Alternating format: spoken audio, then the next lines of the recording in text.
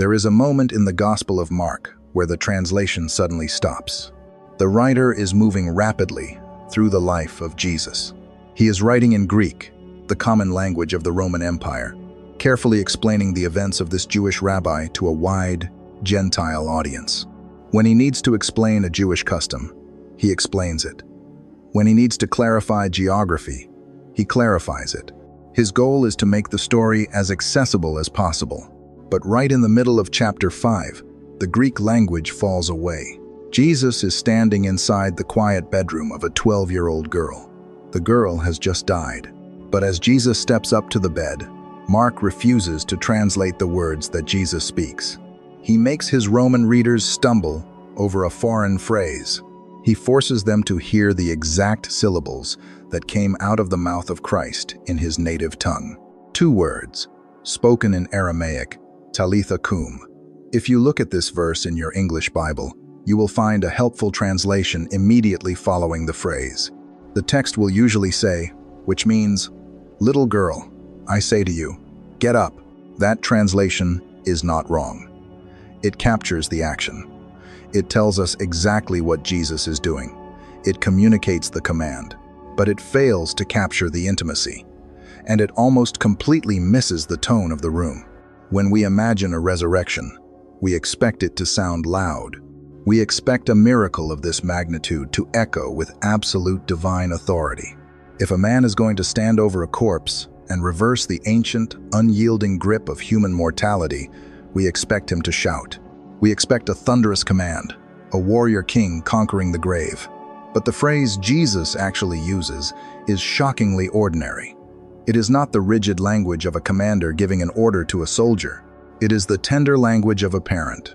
It is the gentle, everyday idiom a mother or father in the ancient Near East would use to wake their sleeping child as the sun came up.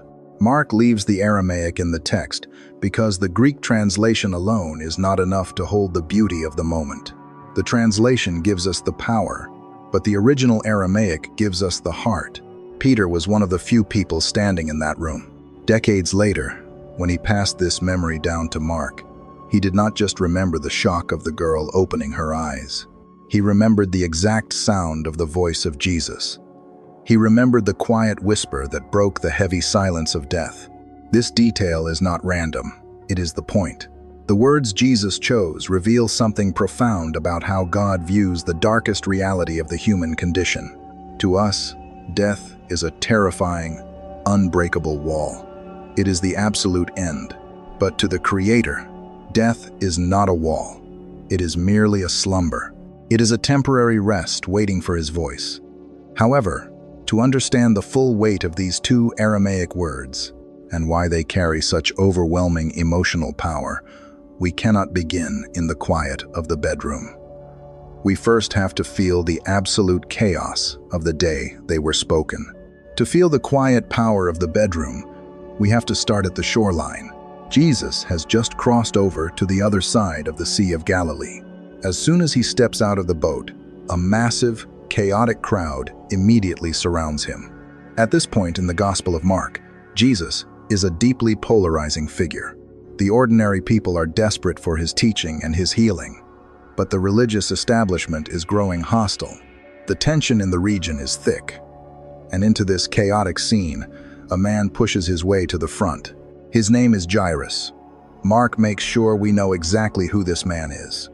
He is one of the rulers of the synagogue. That detail is not just background information. It is the social tension of the scene. As a synagogue ruler, Jairus is a man of significant local authority and influence. He is responsible for the administration of the local assembly, the care of the sacred scrolls, and the strict order of Jewish worship. He represents the religious establishment.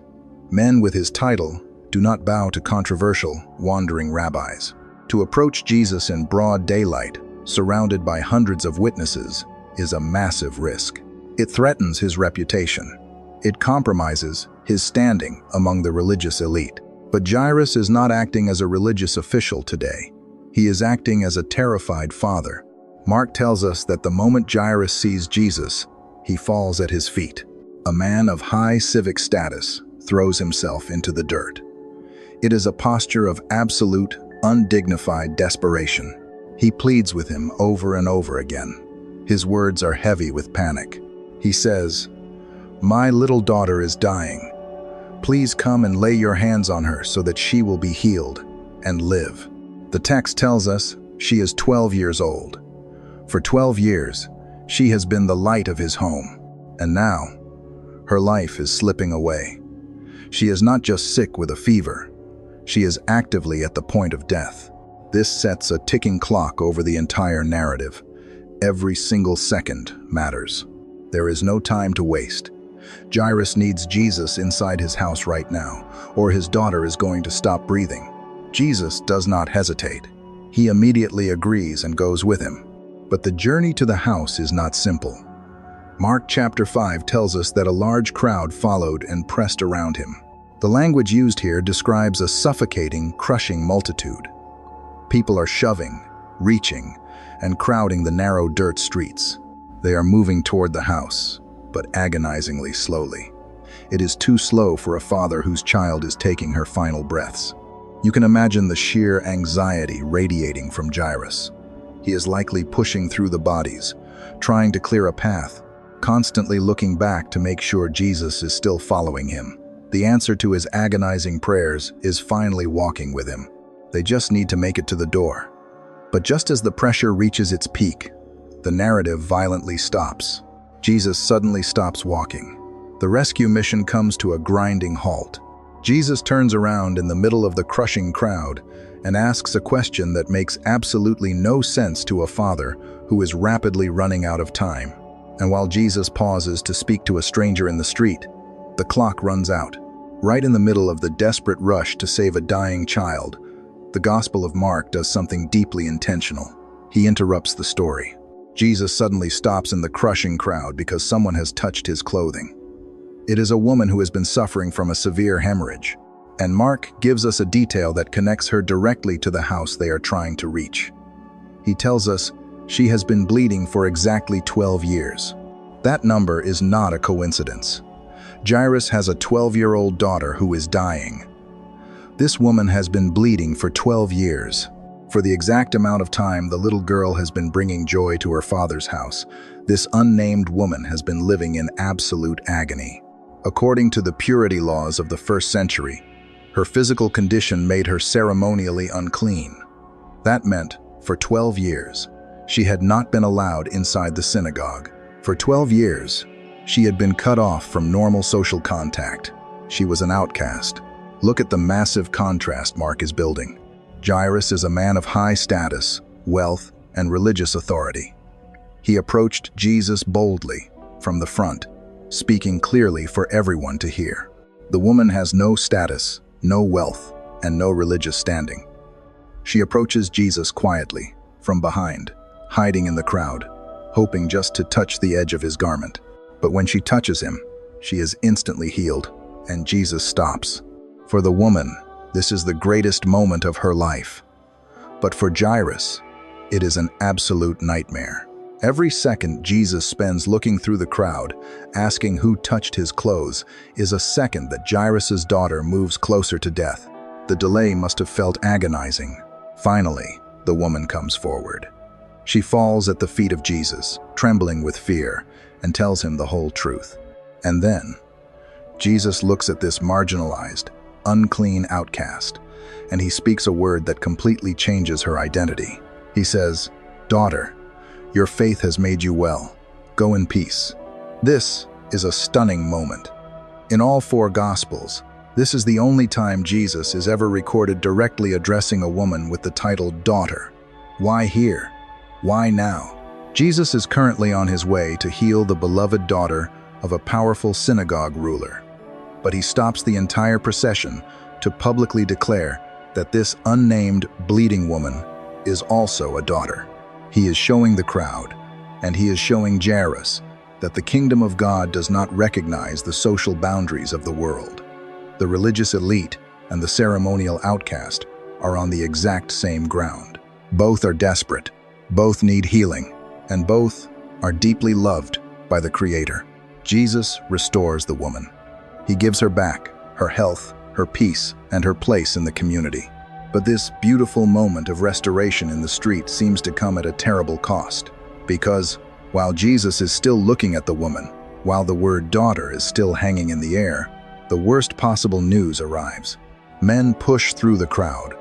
They come straight from the house of Jairus, and they carry a message that brings the entire rescue mission to a devastating end. The messengers do not even speak to Jesus. They look directly at Jairus, and they deliver the heaviest words a parent can ever hear. "Your daughter is dead." And then, they add a sentence that reveals exactly how they view the situation. They say, "Why trouble the teacher any further?" Notice the underlying assumption in those words. A teacher is for the living. A healer is for the sick. While there is breath, there is hope. But death is the absolute boundary. Death is the period at the end of the sentence. The teacher was too late, and now his power has reached its limit. There is no reason to trouble him anymore. It is over.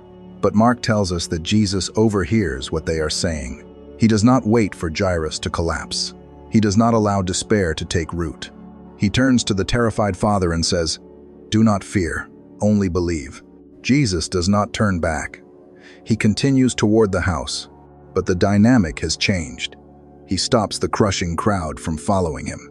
He leaves almost everyone behind, taking only Peter, James, and John.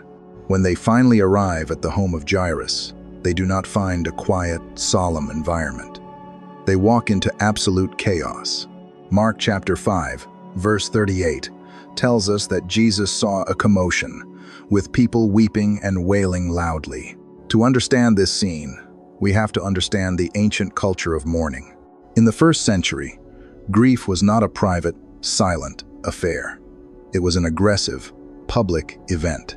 When someone died, the family would immediately bring in professional mourners and flute players.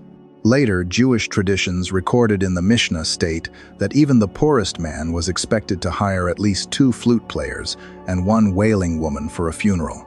Jairus is a ruler of the synagogue.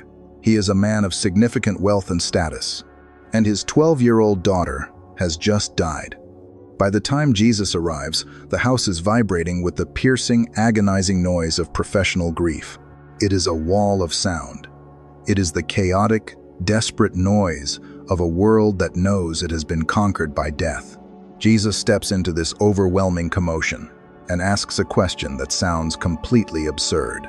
He says, "Why are you making a commotion and weeping? The child is not dead but sleeping." The reaction is immediate. The wailing stops, and the crowd laughs at him. It is not a polite chuckle. It is a bitter, mocking laugh. These people are professionals. They have seen hundreds of bodies. They know the cold, rigid finality of human mortality. They know the difference between a nap and a corpse. But Jesus is not denying the physical reality of what has happened. He is redefining its permanence. To the mourners, death is an impenetrable wall. It is the final, unbreakable end of the human story. But to the creator of the universe, death is merely a locked door, and he holds the key. He calls it sleep because, to him, it is a temporary state. He is about to wake her up. But before he does, Jesus takes a decisive action. Mark tells us that Jesus put them all outside. The original language used here is forceful. He does not politely ask them to leave. He forcefully removes them. He casts out the noise. He dismisses the professional despair. He empties the house of the world's absolute certainty that death has the final word. Jesus takes the father, the mother, and his 3 disciples, and he walks into the room where the child is lying. Suddenly, the loudest, most chaotic place in the city becomes entirely silent. The wailing is gone. The crowd is locked outside. It is just Jesus, the grieving parents, and the cold reality of a lifeless body. And in that profound silence, Jesus steps up to the bed. The door closes, and the world is shut out. Inside the room, the contrast is staggering. Just moments ago, there was the suffocating press of the crowd, a chaotic wail of the professional mourners. But now, there is only the heavy, breathless silence. Jesus allows exactly 5 people to witness what is about to happen. He brings Peter, James, and John, and he brings the mother and the father. That detail reveals something vital about the nature of Jesus. He is not putting on a show. He does not treat human suffering as a public spectacle. He could have raised this little girl in front of the laughing crowd, establishing his absolute authority in front of the synagogue leaders. But he does not. He leaves the mockery outside. He protects the dignity of the family. He turns a public tragedy back into an intimate, private space. Jairus and his wife are watching his every movement. They know their daughter is gone, but they also know what Jesus did for the bleeding woman, standing in the quiet of a bedroom, waiting. Jesus walks over to the bed, and then Mark records an action that would have shocked any first-century Jewish observer. The text says that Jesus took her by the hand. To a modern reader, holding the hand of a deceased loved one is a normal. But in the ancient Jewish world, it was a severe boundary. According to the law in the book of Numbers, chapter 19, touching a corpse made a person ceremonially unclean for 7 days, cut off from the worship of the community. This is where the deep pattern of this entire chapter comes together. Just a little while earlier, a ceremonially unclean woman touched the clothing of Jesus. That is not what happened. Instead, his healing purity transferred to her. Now, Jesus is doing it again, but on a much larger scale. He willingly subjects himself to the greatest source of ritual impurity. But the holiness of Jesus is not fragile. It is contagious. When the author of life touches death, death does not contaminate him. He conquers it. The cold reality of the grave is no match for the warmth of the Creator. Look at the profound, staggering intimacy of this image. This is not a distant deity shouting abstract commands from the heavens. This is God in the flesh, gently taking the lifeless hand of a 12-year-old girl into his own. He does not stand at a distance and preach a theological truth to the grieving parents. He enters their pain. He touches the very center of their loss. The room is completely silent. The parents are watching. The 3 disciples are holding their breath. Jesus is holding the little girl's hand. And then he finally speaks. He does not yell. He does not use a booming voice, formal, polished Greek. He uses the ordinary, everyday language of his childhood. He speaks 2 Aramaic words, the exact 2 words that Mark refused to translate away. And the first word reveals exactly how God views this child. The first word Jesus speaks into the silence of the bedroom is Talitha. If you read most standard English translations, you will see this word rendered simply as little girl. That translation is accurate, but it is incomplete. It captures the subject, but it flattens the emotion. It reads a little too formally, like a clinical description of her age and gender. But Jesus is not speaking formal Greek. He is speaking the native Aramaic of his childhood. And in that language, Talitha is a term of profound, intimate endearment. It is a word rooted in affection. The origins of the word carry the imagery of a young, tender, playful animal. Many linguists and scholars point out that a closer, more emotional translation would be something like little lamb. This was not the language of the synagogue. It was not the language of the rabbinic schools. It was the language of the home. Imagine a morning in a first-century Jewish household. The sun is just starting to come up. The day is beginning. A mother or a father walks quietly into their daughter's room. They sit on the edge of the bed. They do not shout a formal command to get up. They gently touch her shoulder, and they whisper a word of affection. Talitha, little lamb, it is time to wake up. Now, bring that entirely ordinary, beautiful image back into the house of Jairus. Jesus is standing over a corpse. The parents standing behind him are completely shattered. The heavy, suffocating reality of human mortality is filling the room. The professional mourners outside are still waiting to finish their wailing. And yet, Jesus does not change his tone to match the severity of the situation. If we were inventing a story about a great prophet raising the dead, we would write it differently. We would have the hero perform a complicated, mystical ritual. We would have him shout a booming, thunderous command into the heavens. We would expect him to treat death like a terrifying, cosmic monster that must be wrestled to the ground. But Jesus treats death with an astonishing lack of panic. He treats the grave exactly like a bed. He looks at the lifeless body of this 12-year-old child. He holds her cold hand, and he speaks to her exactly as her own father would have spoken to her just a few hours earlier when the sun came up. He uses a whisper of absolute parental tenderness. This detail is not just a touching moment. It is a staggering revelation of the nature of God. When God confronts the deepest, most terrifying enemy of the human race, he does not have to scream. His power is so absolute, and his authority over the boundary of life and death is so complete that he can conquer the grave with the gentle, ordinary whisper of a morning greeting. To us, death is an irreversible tragedy. It is the end of the road. But to the creator of the universe, it is a sleep so light that a single word of endearment can break it. Pause for a second and see what has emerged in this room. So far, this has not just been a story about a display of divine power. It is a story about the heart of the one holding the power. Jesus stopped in the street for the bleeding woman to show that he cares for the outcast. He removed the laughing mourners to protect the dignity of the grieving family. He took the dead girl by the hand to show that he is not afraid of our impurity.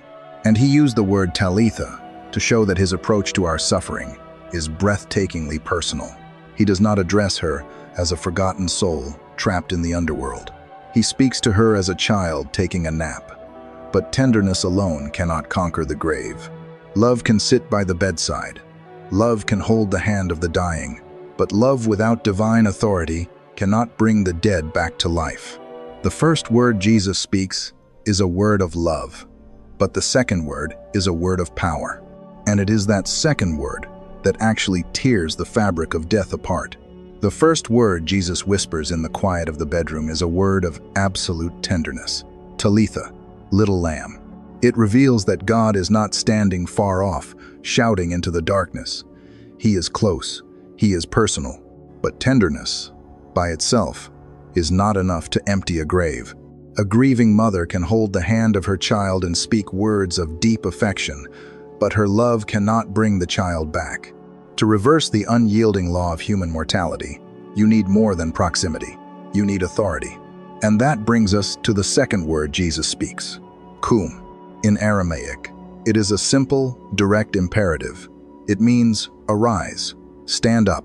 Notice what Jesus does not do. He does not pray a long, agonizing prayer of petition, begging the heavens to open. He does not perform a complex, mystical ritual to coax her spirit back from the underworld. He does not bargain with death. He speaks to the lifeless body exactly as he would speak to someone who is simply sitting on the ground. Stand up. When a human being commands a corpse to stand up, it is a tragedy. It is the desperate delusion of grief. But when the word of God, the very word that spoke the universe into existence, commands a body to rise, the physical world has to obey. Creation must respond to its creator. Death is a terrifying master to us, but it is a deeply obedient servant to Christ. When Jesus says, arise, death immediately releases its grip. It has no choice. Luke's gospel gives us a detail of this exact moment. He records that her spirit returned, and she got up at once. She does not slowly regain her color. She does not gasp for air and struggle to recover from a massive illness. The healing is total, and the resurrection is instantaneous. Mark tells us that she simply gets up and begins to walk around. Imagine the absolute shock in that room. The disciples who just watched him calm a storm are now watching him conquer the grave. The parents, who just hours ago were preparing a funeral, are now watching their 12-year-old daughter walk across the floor. Mark uses a Greek phrase to describe their reaction that essentially means they were completely beside themselves with great ecstasy and amazement. It was an overwhelming, mind-altering joy. The professional mourners are still outside. The flutes are likely still playing their dirges in the courtyard. The crowd is still absolutely certain that the teacher arrived too late. But inside the locked room, the tragedy has been completely undone. The authority of Christ has broken the silence. The little girl is alive. If you were writing this story, This is exactly where you would end it. You would end on the high note of divine triumph. You would have Jesus throw open the doors and present the child to the laughing crowd, proving his absolute supremacy over human mortality. But Jesus does not do that. Instead, he strictly commands the parents not to tell anyone what just happened. He protects the child from becoming a public spectacle. He keeps the miracle guarded. And then, before he leaves the room, Jesus gives one final command. It is a detail so remarkably ordinary and so completely practical that it almost feels out of place after a resurrection. But it is actually the detail that brings the entire theological pattern to its beautiful, stunning conclusion. The girl is walking across the floor. The parents are standing in stunned silence. The sheer, overwhelming weight of the miracle is filling the room. Jesus has just reversed the absolute end of the human story. He has conquered the grave with 2 whispered words. If we were directing this moment, we would make it massive. We would have Jesus declare a profound theological truth about the resurrection of the dead. We would have the angels sing. We would have him throw open the doors to prove his absolute authority to the world. But Jesus does not do that. Instead, he looks at the parents and he gives them one final instruction. Mark chapter 5, verse 43 says, "And he strictly ordered that no one should know this, and told them to give her something to eat." Give her something to eat. It is the most beautifully ordinary sentence in the entire chapter. After tearing the fabric of reality apart to bring a human soul back from the dead, Jesus notices that the 12-year-old girl is probably hungry. That detail is not just a passing comment. It anchors the entire miracle in absolute reality. She is not a ghost. She is not a spirit floating in the room. She is not in some trance-like state between 2 worlds. She is a fully restored, living, breathing, hungry child. She needs bread, and it shows us, once again, the staggering humility of God. Jesus holds the keys to death and hell, but he also cares about the practical, physical needs of a little girl who has had a very long day. He does not just give her back her life, he gives her back her normalcy. He hands her back to her terrified parents and tells them to feed her. Pause and look at the entire pattern of this day. This was never just a story about a display of raw power. It was a flawless, multifaceted revelation of who God is. He was surrounded by a crushing, demanding crowd, but he stopped for a bleeding, unclean woman because he cares for the outcast.